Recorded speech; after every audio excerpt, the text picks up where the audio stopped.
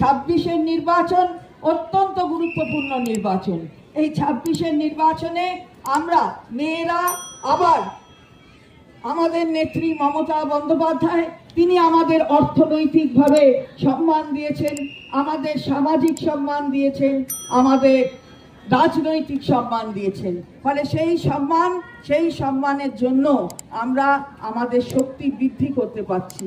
সেই শক্তির নিরিখে আমরা 26-এ মমতা বন্দ্যোপাধ্যায়কে আবার চতুর্থবার মুখ্যমন্ত্রী করার শপথ আমরা এখান থেকে নেব।